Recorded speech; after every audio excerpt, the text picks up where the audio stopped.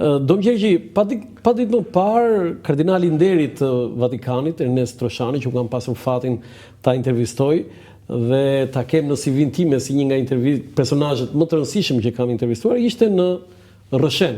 Dhe ka mbajtur një mesh, madje aty një mesh të shenjtë, pikërisht aty ku në katedralin e qytetit ku ai ka mbajtur dikur në rininë e tij.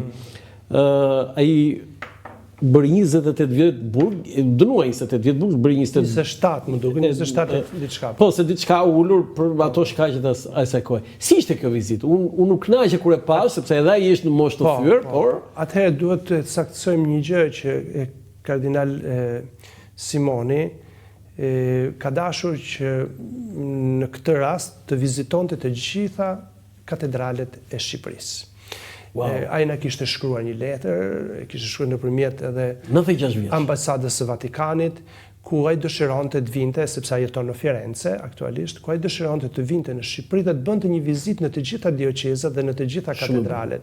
Dhe ka vizituar katedralen e Shkodrës, ka vizituar katedralen e Lezhës, katedralen e Rrëshenit, katedralen e Tiranës, ka vizituar një kishë në Uznov, në Berat, ku ka një komunitet katolik, kishën e Shën Luçis në Durrës, dhe në një farë mënyre, nuk e di pse ka bërë këtë gjë, ai kishte dëshirë që të vinte në këtë moment edhe të moshës së tij që të bënte një vizitë një herë në të gjithë Shqipërinë. E shpjegoi ai këtë? Dhe kishte dëshirë të vinte këtu dhe të lutej për popullin ton, të bënte edhe atë që ai e quan ekzorcizmin, pra që të lutej që të largohej e keqja nga populli jon gjithmonë, nga njerëzit. Për këtë lutë? Po patjetër, edhe për këtë. Edhe për këtë. Dhe për ne ishte një dhuratë, them të drejtën, sepse kudo ku ai ka shkuar në Shqipëri në këto ditë, është pritur nga turma njerëzish. Turma? Shumë njerëz, turma njerëzish. Jo vetëm besimtar katolik? Saqë ne, po, jo vetëm besimtar katolik. Saqë edhe ne në një meshë të zakonshme nuk i mbledhim aq sa mblodhi Monsinjor Simoni. Ishin meshë, kanë qenë meshë sikur të ishte Krishtlindja apo Pashk. Personi i tij tërheq shumë. Pse? Për shkak të vuajtjeve, për shkak të faktit që Papa Francesku e zgjodhi që të ishte një simbol i qëndresës popullit ton për gjatë komunizmit, për shkak edhe të butësisë së tij, edhe të gatishmërisë së tij, për shkak edhe të faktit sepse ai me lutjen e tij, me angazhimin e tij ka ndihmuar shumë njerëz që më në fund gjenin dritën në jetën e tyre, në një farë mënyrë. Ka ndihmuar shumë njerëz. Po, dhe që nga shenjtë, derisa jemi në këtë tokë, kemi gjithmonë mundësinë që të presim. Pra, të presim. Jo, por në një farë mënyrë çdo i krishter, sipas teologjisë krishtere, çdo njeri që ka pagëzimin është i shenjtë sepse e bën të shenjtë shpirti i Zotit që është brenda tij. Por në rastin e Monsinjor Simonit mund të themi që kemi të bëjmë me një njeri të Zotit.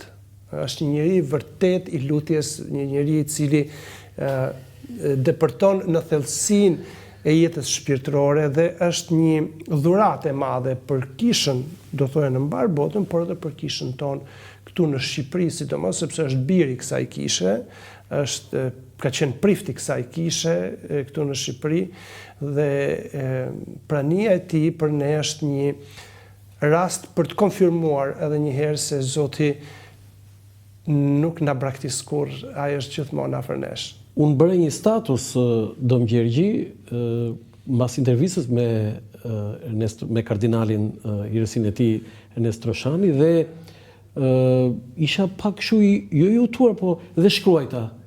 Biseda me të para intervistës, gjatë intervistës dhe mbas, sikur fola me Zotin. Dhe ishin këto, tani ndjem akoma mirë kur ju thoni që ai është si një dhuratë e Zotit. Çfarë tha Zoti kardinali i nderit, sepse për ata që na ndjekin, mund na sqaroni pak te kardinali i nderit, çdo më thënë dhe kardinal, se ne kemi dy kardinal, Mikel Koliqi dhe Ernest Troshani. Të dy kanë qenë kardinal nderi, të dy nderi. Po çfarë ndryshimi ka me kardinal? Nuk atëherë krijimi i një kardinali është ekskluziviteti i papës. Po, nga pikpamja historike kardinali ishin famullitarët e Romës, të cilët zgjidhnin i peshqvin e tyre në Romë. Dhe dal nga dal, pastaj, kardinalati u hapë edhe përtej Romës, madje edhe përtej Italisë. Dhe Papa zgjedh një numër kardinalesh, ose një numër i peshqvish apo priftërish, të cilët ai i krijon, ky është termi, i krijon kardinal. Pra është ai që e ka ekskluzivitetin. Sa është numri i tyre, ka numër të përcaktuar?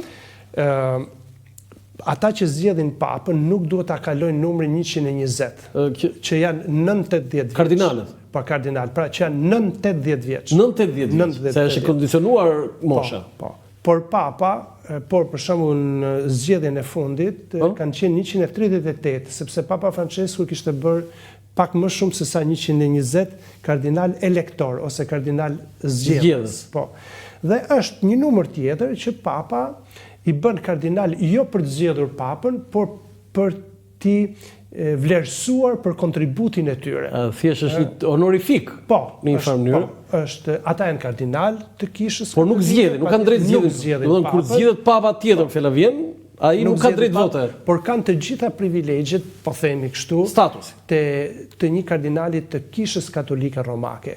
Dhe kardinal Troshani edhe kardinal Koliçi kanë bëjnë pjesë në këtë themi aset, në këtë numër kardinalesh që nuk janë për të zgjedhur papën, por janë bërë kardinal, janë krijuar kardinal për shkak të një merite të veçantë, për shkak të një vlerësimi të veçantë nga ana e papës. Interesante, shumë interesante. Shqipëria me 2 kardinal në 30 e pak vjet, quhet shumë apo pak për numër të popullsisë, duke llogaritur që ka disa kardinal, Brazili fjala vjen, Amerika ka papën tani, apo shtetet të tjera. Si jemi ne këtu? Nuk përcaktohet në bazë të numrave, edhe sidomos Papa Francesku një herë i ka thyer pothuajse të gjitha rregullat. Ai për shembull ka bërë kardinal një prift në Mongoli, që ka vetëm 1500 besimtarë. Nuk është për numër, fare. 1500 besimtarë. Dhe ka bërë kardinal nga ata. Dhe ka bërë kardinal një misionar italian, Giorgio Marengo, të cilin e njoh sepse ka dhe emrin tim, jemi pak a shumë moshatar. Dhe e ka bërë kardinal nga Mongolia. Ka marrë dikë në Afrikë në një dioqezë që nuk është ndonjë dioqezë e madhe, e ka bërë kardinal. Ka marrë edhe në Itali, për shembull, nga një dioqezë që mund të mos ketë pas kur kardinalin dhe e ka bërë kardinal. Pra, nuk varet shumë nga kjo varet vetëm nga papa, atë që don ai dhe si don ai. Pra është ekskluzivitet